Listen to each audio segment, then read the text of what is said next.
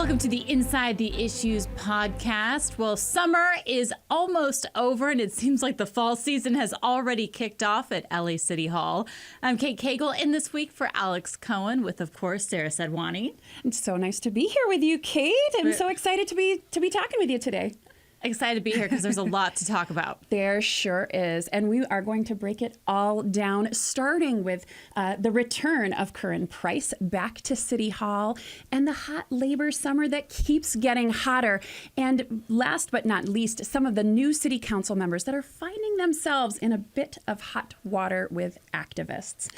You can only learn how to deal with a scandal by being in it yourself, I guess. That's right. That is so true.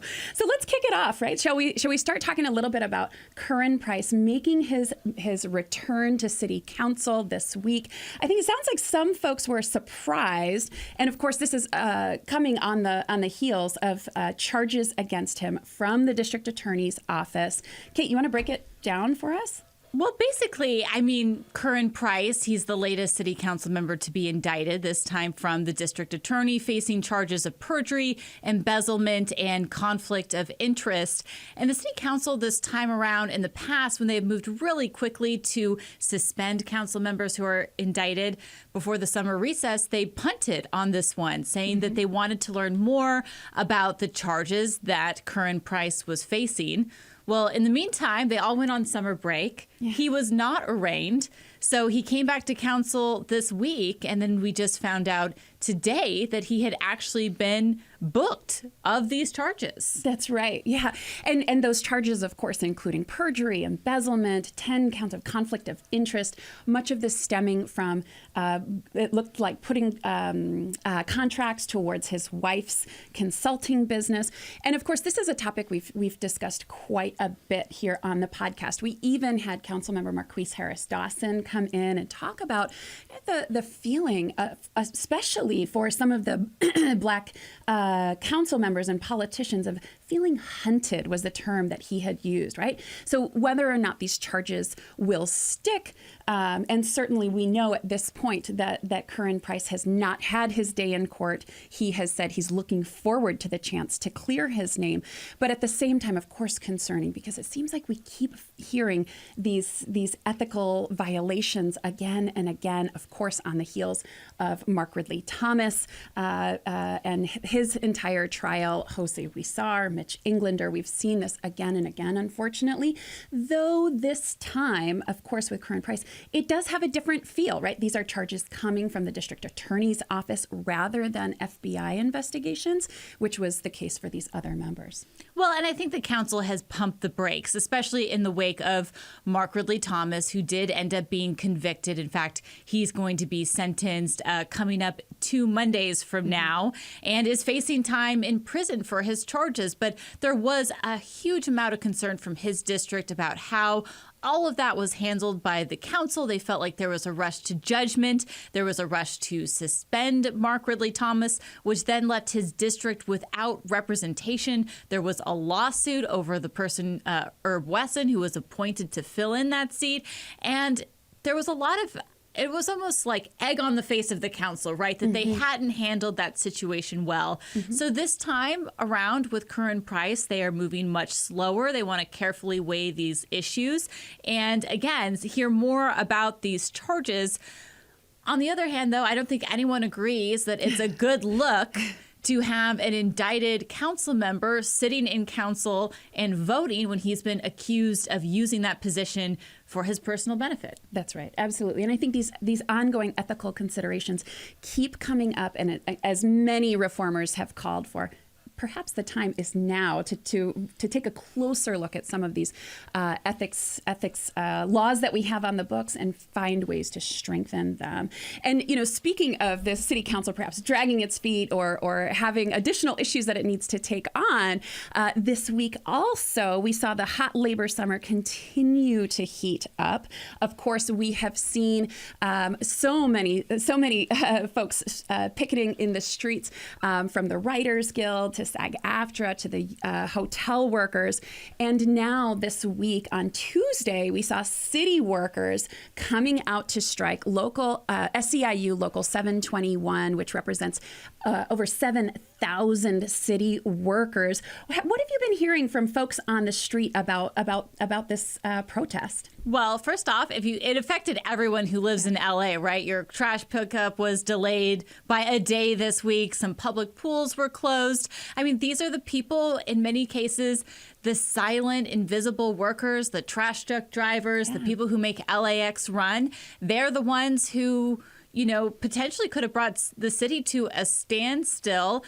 Mayor Karen Bass was very forthright, saying that emergency services were not going to be interrupted. But this was a big deal. This was more than 7,000 workers. And across the board, covering these strikes, when we talked to the people who are on the picket lines, I mean, this was a protest over unfair labor negotiations from their point of view.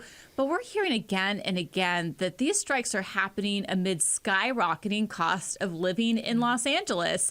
And to the city workers' point, it's very expensive to live here. They feel like their wages have not caught up with the rent. Right. And we had a statement from City Council President Paul Krikorian admitting that that's going to put a squeeze on the city's finances. So this one issue that I feel like so many of the crisis and problems in LA comes back to making it more affordable to live here. Yeah, no, that's absolutely right. And some of the concerns that the union has brought forth is coming out of the pandemic, right? There's all these vacancies for jobs where people are working overtime, not seeing the finances that go along with it, and just feeling like they are completely overworked in a whole host of these industries that you mentioned, right?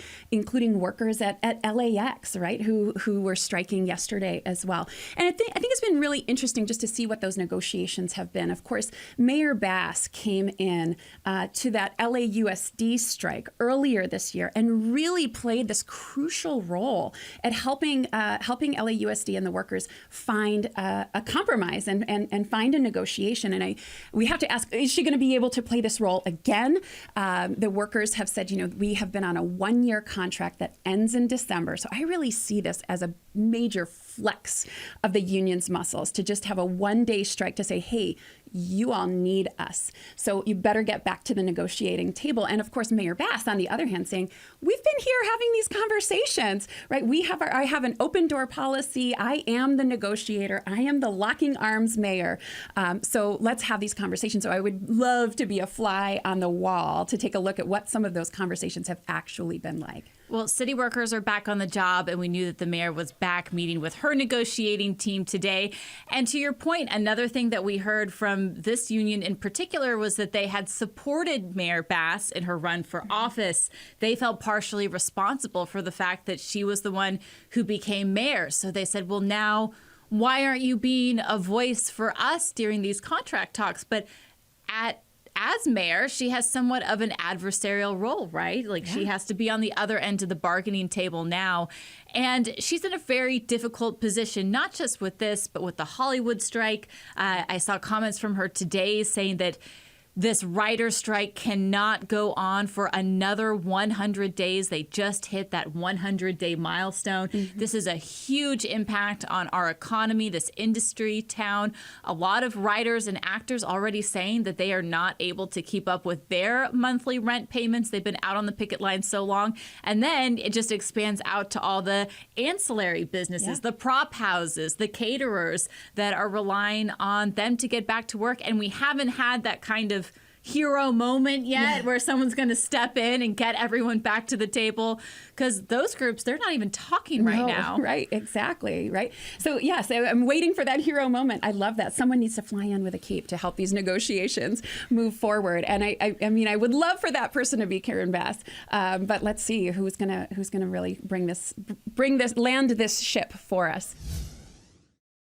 This week, we've also been hearing some of our newer council members finding themselves in some hot water at City Hall with some activists coming out in protest to them. One of our newer members, of course, Councilmember Eunice Hernandez, has had a host of LGBTQ activists actually for several weeks, even prior to the summer break.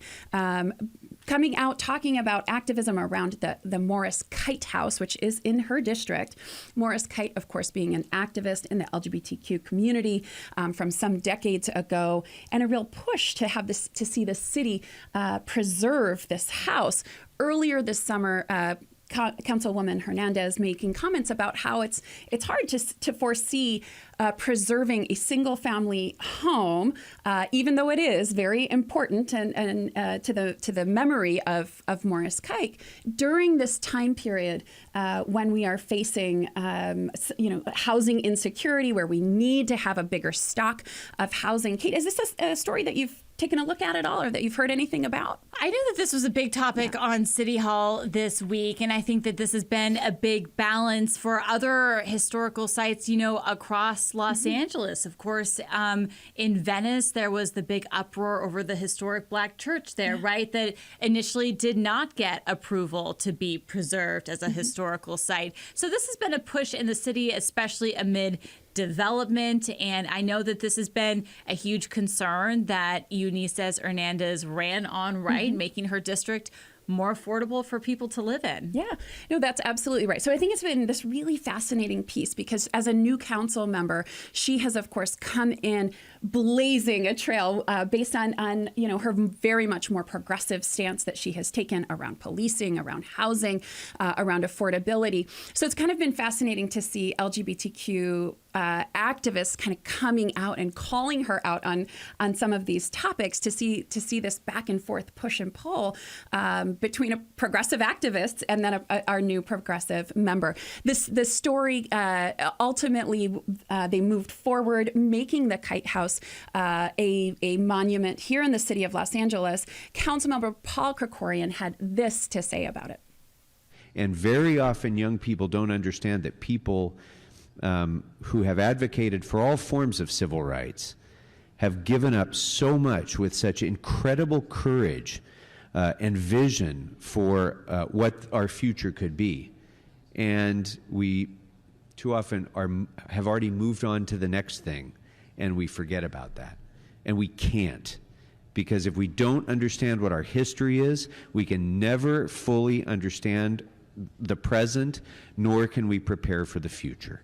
Councilmember Krikorian, of course, was very excited. He said he had even had a chance to meet Morris Kite back in the day, and was very much aware of his activism. It was this interesting moment to me, though. I think it was kind of fascinating because there's almost this air of, well, you younger folks don't really know too much about the activists of the past, and so therefore we really need to work to preserve this memory. Yeah, I thought it was an interesting moment. I thought that Councilmember Hernandez handled all of that very graciously. I did think it was interesting. I mean, Eunice Hernandez herself. I mean, this is someone who was the co-chair of Measure J, which just survived an appellate court review this week. You may remember voters passed this measure in 2020 that essentially demanded that the county government spend more of their discretionary money on building alternatives to policing. It was a major, major win for people who have been advocating for decades to stop the growth of the jail, prison, police system. And she was at the forefront of that movement, and her getting elected into office and representing Council District 1 was a huge win for that group of activists. So LA is an activist town. Yeah. There are lots of different groups that are advocating, but I thought that those were interesting words for her in particular because she has really been dug in on issues. Yeah. So I don't think that I would say that she's someone who does not have a sense of history about where she is. I think that sometimes compromises have to be worked out. And one of the compromises that they came up with is that the Kite House will be preserved, but that property can still be developed. So they could build more multi-unit housing on that site. They just still have to keep the house there. They have to keep the house. And this was not the only issue LGBTQ activists were coming out for this past week. Again, with Councilwoman Hernandez.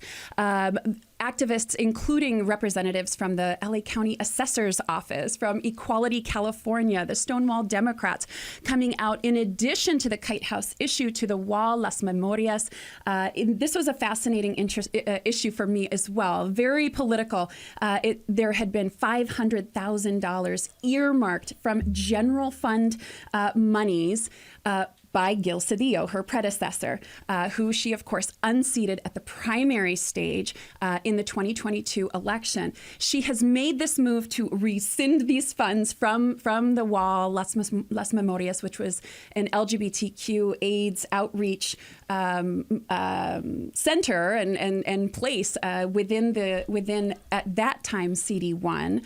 And so she has moved to bring those funds that were general fund dollars to her discretionary fund, and ultimately, again, had a lot of activists coming out calling her as being anti-LGBT, not taking this matter seriously. There was this back and forth in City Council. Some saying, well, some of this money we don't know where it's going. We want more proposals. It had gone to policing during 2020, and ultimately, this compromise is found with the councilwoman keeping $100,000 of it, but rescinding the rest. Kevin De Leon comes in and says, "Hey, it's in my district now. I'll put up $250,000."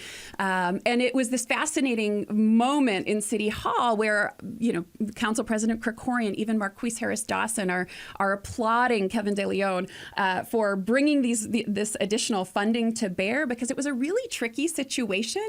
We probably do need more information about how the Wall is using this. And at the same time, it does certainly leave that taste of this money was earmarked and is now being taken away. Hey, once you get elected, every little move you make, especially in a town like Los Angeles where so many people are paying attention, is going to be scrutinized. I mean, newly elected member Imelda Padilla certainly learned that as well with Knock LA. Their reporter Johnny Peltz coming out with a story about her newly hired district director, Mark Lomelli, that it turned out that he had actually been part of that sprawling sexual harassment scandal in Sacramento years ago. And so that was raising questions about why that he had been hired in that position. Right. And this is an interesting one. Imelda Padilla coming out saying, he's a family man. He has changed his ways. And it's one of those moments, especially as a woman, I have to think, like, would I want to be working in the office with him when there have been these charges against him? At the same time, right, people can change. I do believe in redemption and reform. So does he just not ever get to work in his profession again? At the same time, how do we also ensure that he's not falling to the same kind of behavior as before? I want to make sure we have Padilla's full statement that she gave to Knock LA, saying, quote, "My understanding is that as a father of two daughters, Mr. Lomelli has spent the years following these serious allegations focused on redemption through his church, family, and professional therapy." I mean, what I thought it was actually maybe even more concerning coming out of that article from Knock LA was that Lomelli was coming from basically being a spokesman for the oil and gas industry. And I thought that there had been a lot of questions during that campaign about, of course, Aliso Canyon and those concerns in her district. Right. So I thought that really highlighted, when you're running in these more district level races, you're not always at the same level of scrutiny that you find yourself at once that you actually become elected and people start digging into who you're hiring and where they're coming from and what do they represent. So it'll be interesting to see how she continues to navigate that. Yeah, no, absolutely. The new council members for sure have a whole lot to navigate as they continue to find their way in City Hall. That's it for us this week. Thank you so much, Kate, for coming to hang out with me today. It was really fun. Thank you so much for having me, Sarah. Make sure to check us out. You can subscribe to the podcast wherever you get your podcast, and you can even find us on YouTube. I'm available on social media at Sarah Sadwani. Kate? At Kate Cagle, that's Cagle. Thanks so much and have a great week. The Inside the Issues podcast is a Spectrum News One production. Hannah Kokish is our producer. Nathaniel Leathers is our editor. The executive in charge of production is Jeff Shore.